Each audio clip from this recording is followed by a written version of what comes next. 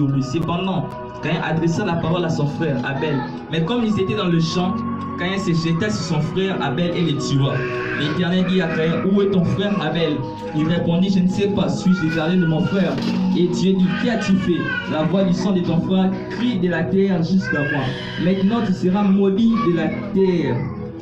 Il a ouvert sa bouche pour recevoir de ta main le sang de ton frère. Quand tu cultiveras le sol, il te donnera plus sa richesse. Tu seras errant et vagabond. Amen. Tu vois la mission. Maintenant, la deuxième texte, Galates chapitre 6, verset 7. Ne vous y trompez pas, on ne se moque pas de Dieu. C'est qu'un homme aura sémé, il le moissonnera. Amen. Amen. Mais tu as des textes à l'époque, tu as une histoire, une histoire, moi, tu dis bien. Il me dit que Caïn Azalaki cultivateur, et Abel Azalaki berger. Et au bout de la semaine, l'enfant de Abel, Azalaki berger.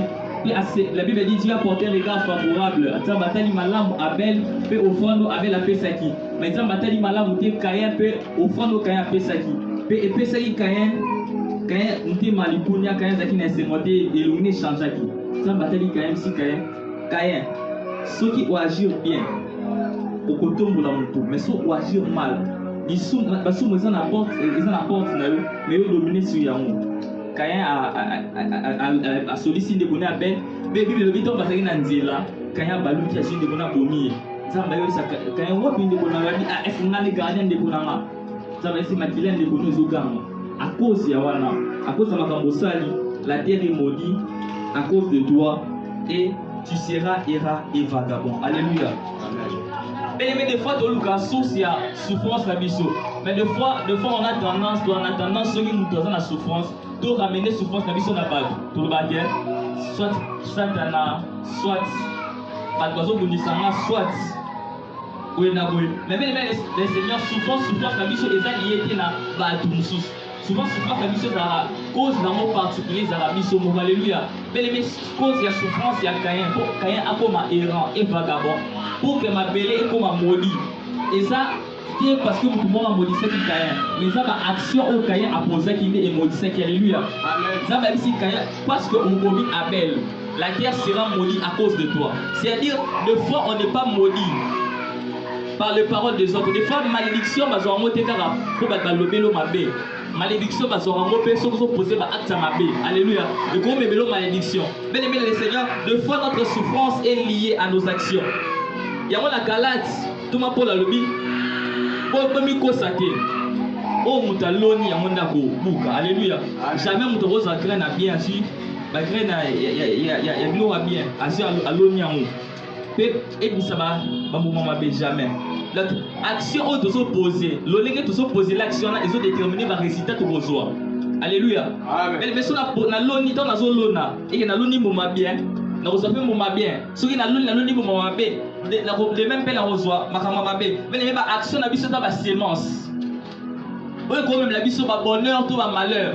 Mais les tout le monde dans la Bible est Salomon. Bible le dit Salomon a dit idée à couper sans mais offrande. Mais quand on a péché mais action Salomon a posé et touché tellement monté manza mais kenza maïna bouton tourner na saleloni na pesoni. Alléluia. Ainsi ça me pesa na sagesse. Mais les actions et quand tirer le marama malam ba faveur en ça mais action on peut causer souffrance et vie na yo. Alléluia. Action à Caïn et condamner Caïn. Mais les on n'a pas trop long parce qu'on va prier. On a 2 points. Ça va sur ma mission de 2 points. Et je vais parler des exemples bibliques des actions qui ont conduit à la souffrance. Puis, deuxième point, je vais parler de faire pour éviter les mauvaises actions. Point c'est ça, par exemple, biblique dans la Bible. Bateau, ça la action, ma bébé, n'est pas la souffrance. Puis, il y a Bible les amis. Le légué pour éviter pour ça la action, ma bébé. Mais exemple biblique, il y a action où il a mis la souffrance, il y a les bosses à Caïn. Caïn, oyo. Abomine des poulains. Alléluia. À cause de la jalousie. Parce que la jalousie, nous avons séparé nos enfants dans des bonnets, tout ça. Et ma action est maudissée qui est bien aimé le Seigneur. Et maudissée qui est. Bien aimé le Seigneur, on a exemple à Caïn. De retenir aussi que nos actions peuvent conditionner notre vie. Alléluia. Makambo to ça est conditionné vie na biso. C'est-à-dire que vie na biso est cause à la déterminer na makambo biso to ça là-bas. Caïn a commis erreur peu vagamment. Pourquoi? Parce que Caïn a décidé à bombarder Goliath. Mais les actions pour ça de déterminer vie na yo. Parce que nous sommes ça au bazali. Et ça parce que va poser ma action va poser qui. Alléluia. Mais les actions écoute conditionner vie à mon tour. Et on a Michée chapitre 6 verset 12 au verset 13. Michée chapitre 6. Livre Michée. Dans le deux royaumes. Royaume il y a Israël, puis royaume il y a Juda. Puis avec eux dénoncer ma mauvaise action. Où ils s'appellent les Kakunaïs, si va riche. Bateau basé dans mon macasse n'attend bon à cause de la violence dans Bino.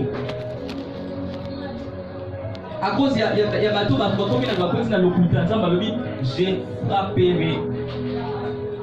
je vous frapperai par la souffrance. C'est-à-dire que la souffrance au peuple les autres vivre et ça cause l'action va poser. Et ça cause l'action bateau basé dans mon va se poser. Alléluia. Mais les garder souffrance au vivre même dans Congo. Et ça cause l'action dans Biso. Biso donc c'est que pour moi bon ils ont mais chaque personne, chaque action qui sont posées, ils ont contribué à l'avancement de la destruction de Mokaou. Alléluia. Amen. Dans le domaine de l'association, dans le domaine de nos alliés, on a ma corruption, on a le couteau, on a la bateau, on a ma bête, on a ici que bon, on a aussi ma bonne bombe. Mais l'action de la mission est conditionnée au mode de vie de la mission. Alléluia. On est que nos alliés. Mais le deuxième exemple biblique, c'est Salomon.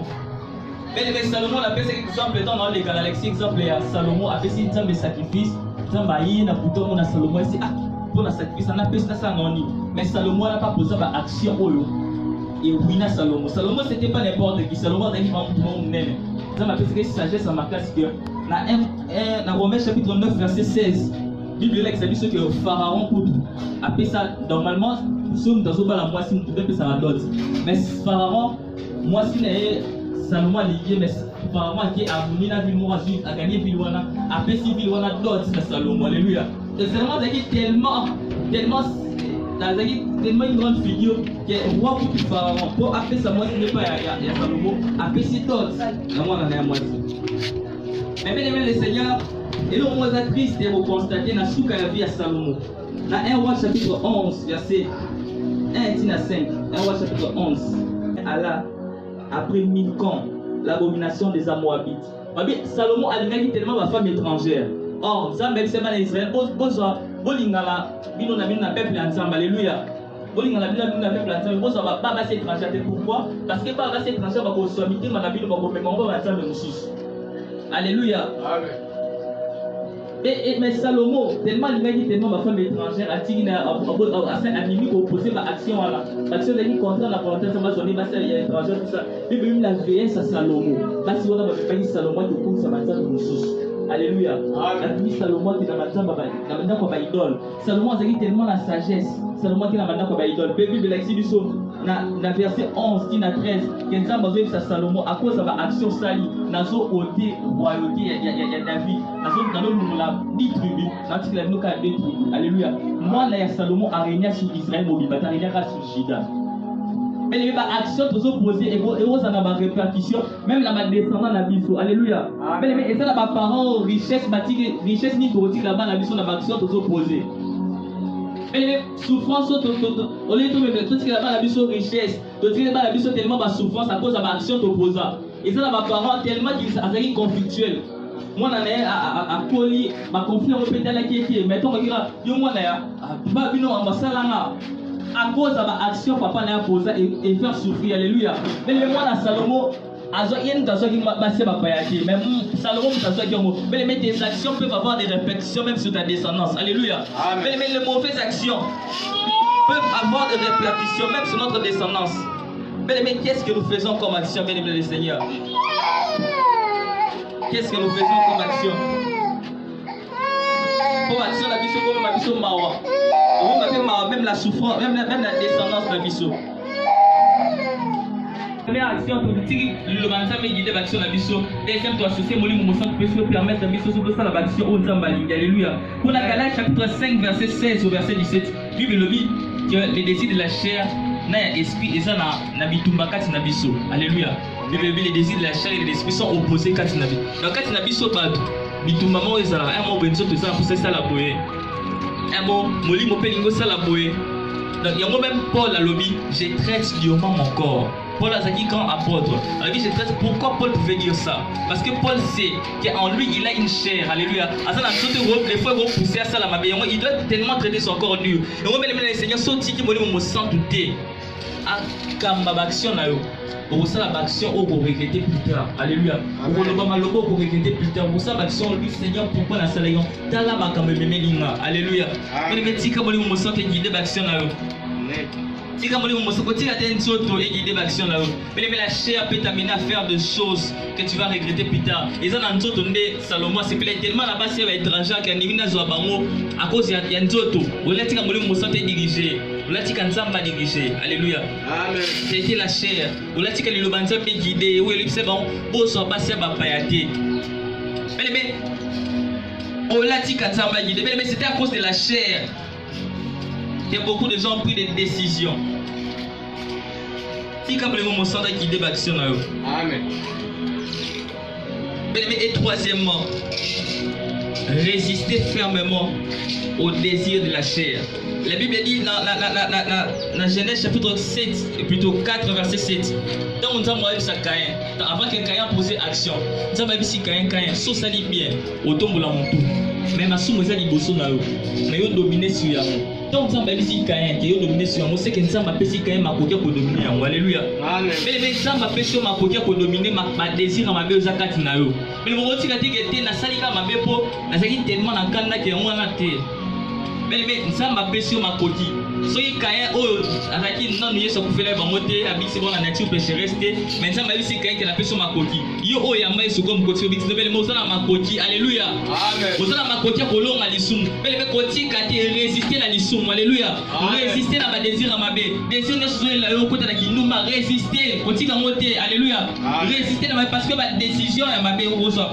Et qu'on nuire. Mais nos actes peuvent nous nuire, peuvent être source de malédiction, de souffrance et de beaucoup de choses. Il y a un bel Seigneur, Seigneur d'Abisso, Tozala, attentif, fais ça l'attention à l'acte d'Abisso, que Dieu bénisse sa parole, laisse tomber ton cœur dans ta vie. Je suis le Dieu d'Abraham. Pourquoi ça m'a dit Abraham, à cause d'alliance, à cause d'action, à cause ça. Alléluia. Amen. Vous laisser la parole de Dieu guider vos actions. Si là, on va ensemble guider l'action là-haut. Mais la deuxième chose à faire pour éviter les mauvaises actions, c'est laisser le Saint-Esprit.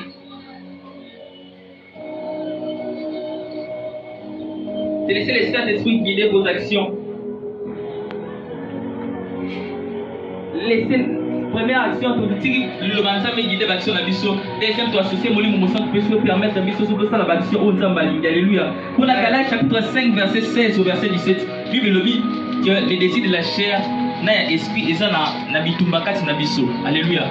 Les désirs de la chair et de l'esprit sont opposés kati na biso. Donc kati na biso bato bitumba mo ezala un mot benzo tout ça pour ça la boye. Un mot moli mo pelingo ça la boye. Donc il y a moi-même Paul à lobby, je traite durement mon corps. Paul a dit quand apôtre, alors je traite. Pourquoi Paul pouvait dire ça? Parce que Paul sait qu'en lui il a une chair. Alléluia. À ça les fois vont pousser à ça la mabé. Il doit tellement traiter son corps dur. Et moi même le Seigneur sorti qui me sent douter. À kamba action na yo. Pour ça l'action au pour regretter plus tard. Alléluia. Pour le bama lobo pour regretter plus tard. Pour ça l'action lui Seigneur pourquoi la salle yon. Tala ba kamba memelinga. Alléluia. Mais le petit comme me sent guider l'action na yo. Si comme on se côté la tête auto et guider l'action là-haut. Mais la chair peut t'amener à faire des choses que tu vas regretter plus tard. Et ça dans notre tournée Salomon c'est que tellement là-bas c'est étranger qui a nimina zoabango à cause il y a nzoto. On l'a dit comme on se diriger. On l'a dit quand ça va diriger. Alléluia. Amen. C'était la chair. On l'a dit que le banza peut guider. Oui, c'est bon. Bon soit passé à payater. Mais on l'a dit quand ça va guider. Mais c'était à cause de la chair. Et beaucoup de gens ont pris des décisions. Si comme le moment sans qui débat sur nous. Amen. Et troisièmement, résister fermement au désir de la chair.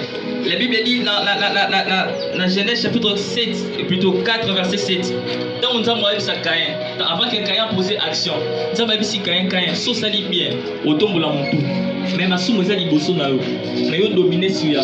Tant nous avons dit Caïn, que yo dominer sur moi, c'est que nous avons dit Caïn ma kokia pour dominer moi. Alléluia. Amen. Mais nous avons dit ma kokia pour dominer ma désir ma be zakati na yo. Mais le moment où tu as dit que tu na salika ma be po, na zaki tellement na kanda que moi na te.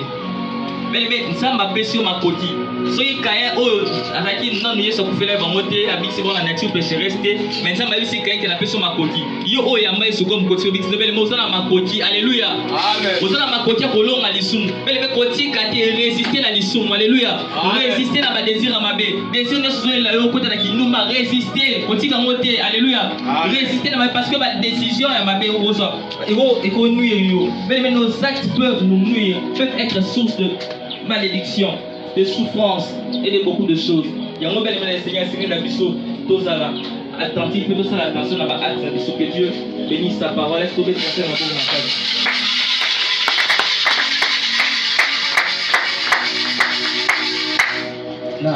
Namo na yo